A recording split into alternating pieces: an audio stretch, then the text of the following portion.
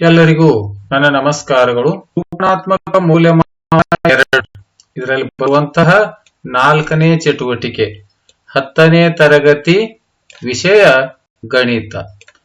ಈ 4ನೇ ಚಟುವಟಿಕೆಯಲ್ಲಿ ಬರುವಂತಹ ಘಟಕದ ಹೆಸರುಗಳು ಈಗಾಗಲೇ ವಾರ್ಷಿಕ ಪಠ್ಯ ವಿಭಜನೆ ಮಾಡಲಾಗಿದೆ. ವಾರ್ಷಿಕ ಪಠ್ಯ ವಿಭಜನೆ ಪ್ರಕಾರ ಚಟುವಟಿಕೆ 4ರಲ್ಲಿ ನಾವು 4ಕ್ಕೆ ಸಂಬಂಧಪಟ್ಟಿರುವಂತೆ ಬೋಧಿಸುವ ಘಟಕಗಳು, ತ್ರಿಭುಜಗಳು ಹಾಗೂ ನಿರ್ದೇಶಾಂಕ ರೇಖಾಗಣಿತ. ಹಾಗಾಗಿ ಇವೆರಡು ಘಟಕಗಳನ್ನು ತೆಗೆದುಕೊಂಡು ಚಟುವಟಿಕೆ 4ಅನ್ನ ಮಾಡಲಾಗಿದೆ. ಇಲ್ಲಿ ಈಗಾಗಲೇ ಮೌಲ್ಯಾಂಕನ ಸೂಚಕಗಳ ಬಗ್ಗೆ ಹಿಂದಿನ ವಿಡಿಯೋಗಳಲ್ಲಿ ವಿವರಣೆಯನ್ನು ನೀಡಿದ್ದೇನೆ. ಈಗ ಮಾನಕಗಳನ್ನು ನೋಡ್ತಾ ಹೋಗೋಣ. ಮೊದಲನೇದು ಥೇಲ್ಸನ ಪ್ರಮೇಯ, ಎರಡನೇ ಮಾನಕ ಥೇಲ್ಸ್ನ ಪ್ರಮೇಯದ ವಿಲೋಮ, ಮೂರನೇದು ಕೋನ ಸಮರೂಪ ನಿರ್ಧಾರಕ ಗುಣ, ನಾಲ್ಕನೇದು ಎರಡು ಬಿಂದುಗಳ ನಡುವಿನ ದೂರ ಕಂಡುಹಿಡಿಯುವುದು, ಐದನೇದು ಭಾಗ ಪ್ರಮಾಣ ಸೂತ್ರದ ಮೇಲಿನ ಸಮಸ್ಯೆಗಳು. ಒಟ್ಟು ಇಲ್ಲಿ 15 ಅಂಕಗಳು. ಇಲ್ಲಿ ಚಟುವಟಿಕೆ 4ಅನ್ನ ನೋಡ್ತಾ ಹೋಗ್ತಾ ಇದ್ದೀವಿ. ಮಾನಕ 1ಕ್ಕೆ ಸಂಬಂಧಪಟ್ಟಂತೆ ಪ್ರಶ್ನೆ 1 ಇದು ಥೇಲ್ಸನ ಪ್ರಮೇಯ ಇದೆ. ಈ ಥೇಲ್ಸನ ಪ್ರಮೇಯಗೆ 1ನೇ ಪ್ರಶ್ನೆಗೆ ಥೇಲ್ಸನ ಪ್ರಮೇಯವನ್ನ ಇಲ್ಲಿ ಬಿಡಿಸಬೇಕು.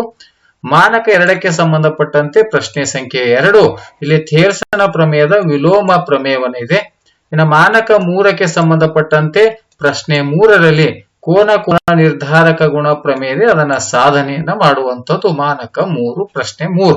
ಇನ್ನು ಮಾನಕ 4ಕ್ಕೆ ಸಂಬಂಧಪಟ್ಟಂತೆ ಪ್ರಶ್ನೆ ಕೆಳಗಿನ ಬಿಂದುಗಳ ಜೋಡಿಗಳ ನಡುವಿನ ದೂರವನ್ನು ಕಂಡುಹಿಡಿಯಿರಿ ಅಂತ 2 ಪ್ರಶ್ನೆಗಳನ್ನ ಕೊಡಲಾಗಿದೆ. ಈ 2 ಪ್ರಶ್ನೆಗಳಿಗೆ ಆ ಜೋಡಿಗಳ ನಡುವಿನ ದೂರವನ್ನ ಕಂಡುಹಿಡಿತಕ್ಕಂಥದ್ದು. ಇನ್ನು ಮಾನಕ 5ಕ್ಕೆ ಸಂಬಂಧಪಟ್ಟಂತೆ ಭಾಗ ಪ್ರಮಾಣ ಸೂತ್ರದ ಪ್ರಶ್ನೆ ಸಂಖ್ಯೆ 5 ಅದರಲ್ಲಿ 2 ಪ್ರಶ್ನೆಗಳು ಬೇರೆ ಬೇರೆ ಇವೆ.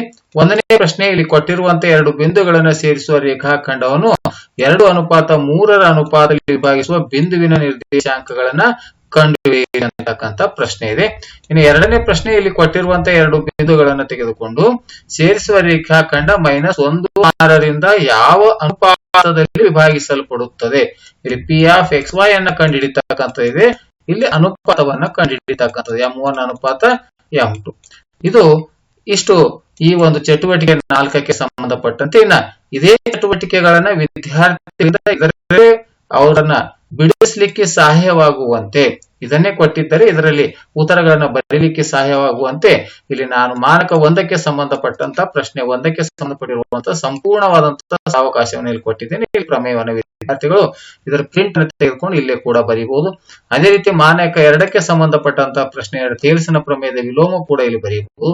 ಅದೇ ರೀತಿ ಮಾನಕ 3ಕ್ಕೆ ಸಂಬಂಧಪಟ್ಟಂತ ಕೋನ ನಿರ್ಧಾರಕ ಪ್ರಮೇಯವನ್ನು ಬರಲಿಕ್ಕೂ ಕೂಡ ಸ್ಥಳಾವಕಾಶವನ್ನು ಕೊಡಲಾಗಿದೆ. ಇದನ್ನೇ ಪ್ರಿಂಟ್ ತೆಗೆದುಕೊಂಡು ಇದರ ಕೆಳಗೆ ಉತ್ತರಗಳನ್ನು ಬರೀಬಹುದು. ಇಲ್ಲಿ ಪ್ರಶ್ನೆ 4ಕ್ಕೆ ಸಂಬಂಧಪಟ್ಟಿರುವಂತಹ 2 ಪ್ರಶ್ನೆಗಳಿವೆ. ಆ 2 ಪ್ರಶ್ನೆಗಳಿಗೆ ಒಂದು ಪೇಜ್ ಸಂಪೂರ್ಣವಾಗಿ ಬಿಡಲಾಗಿದೆ. ಇಲ್ಲಿ 2 ಪ್ರಶ್ನೆಗಳಿಗೆ ಅಲ್ಲಿ ಪರಿಹಾರವನ್ನ ಕಂಡುಹಿಡಿಯಬಹುದು.